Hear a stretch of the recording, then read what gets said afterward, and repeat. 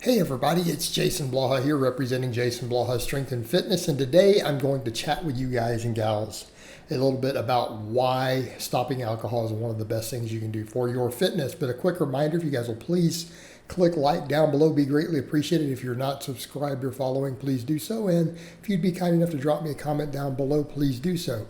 Now, I will state at the beginning of this, I have been sober for over 6 years. Almost 6.5 years, right? We're about a month from 6.5 years since my last drink. I absolutely feel it was a complete game changer for me in every aspect of my life to get completely sober. But when I say this, it's not just about me. I really think that this applies to everybody, and I think we can make this statement objectively. Right up front, the thing I do want to point out, anytime people say, well, this study or that found some health benefit to consuming whatever wine, right? The problem is it's usually data looking at wine and then claiming polyphenols and benefits in there because they're made from grapes.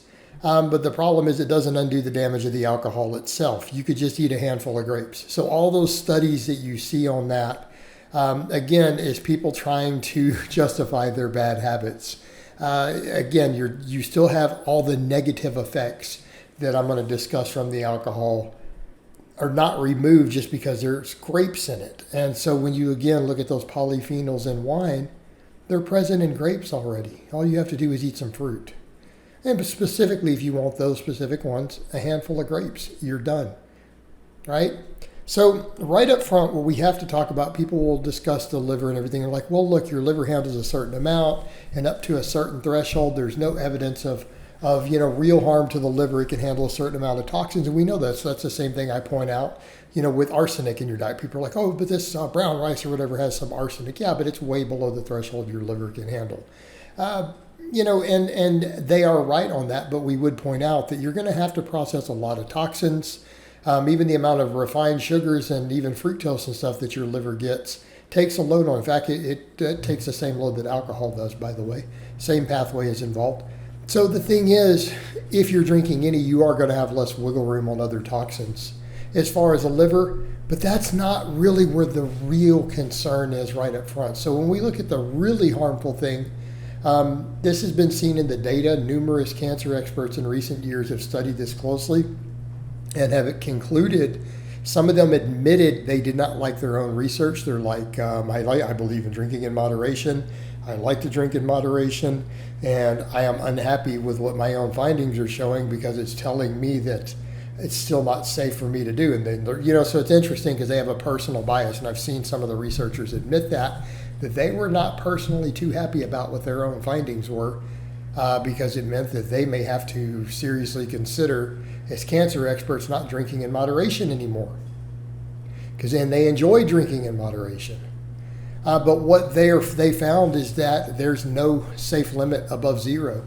The data is showing that that because alcohol is so carcinogenic, it's probably the most carcinogenic thing that humans consume regularly around the world in terms of in our diet.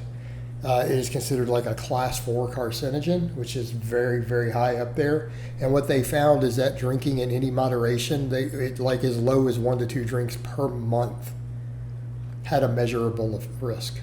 In other words, the leading researchers, when they've compared notes around the world, found that there is a significant and very statistically significant and measurable increase in 7 different types of cancers, particularly in tissues that absorb the alcohol directly, like your esophagus, your stomach, your intestines, your colon, all these things, right?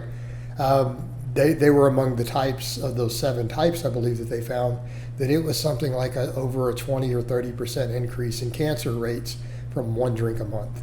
And they noted it scales linearly.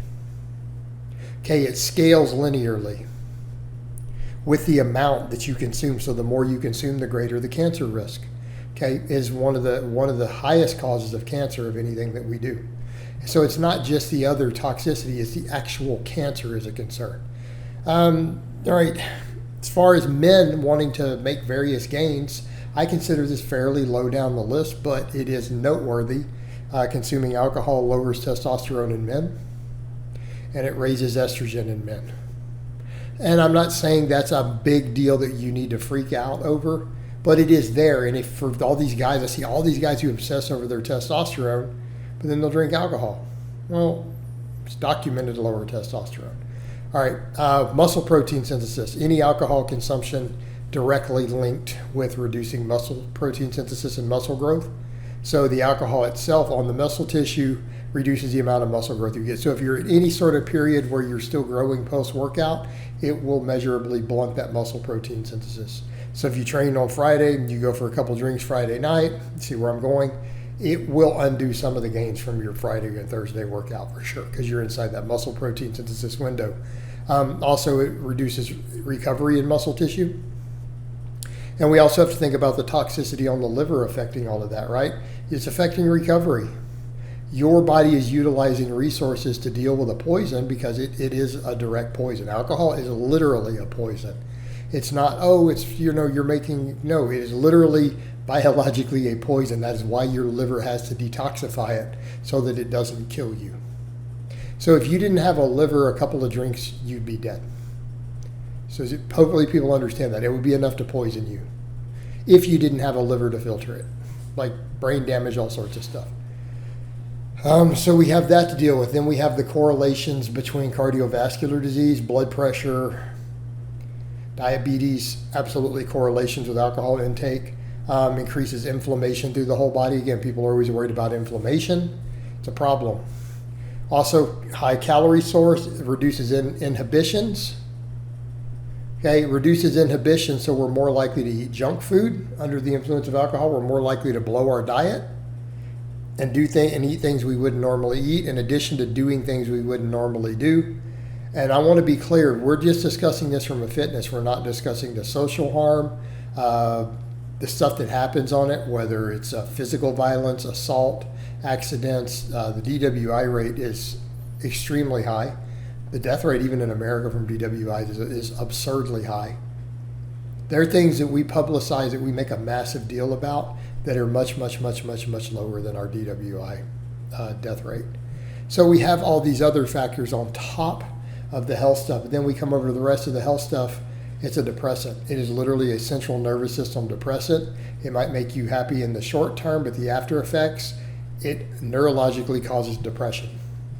So it is literally an addictive poison that causes depression.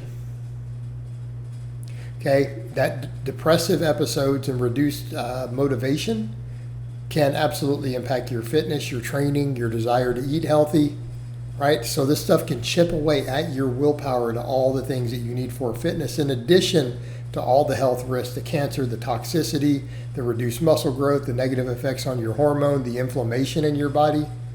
It can literally affect your willpower and your discipline towards all your fitness endeavors. It really has no place in a fitness lifestyle. All right, guys, but that's really all I have to say on that today. I hope it's been informative, and I'll talk to you guys and gals next time.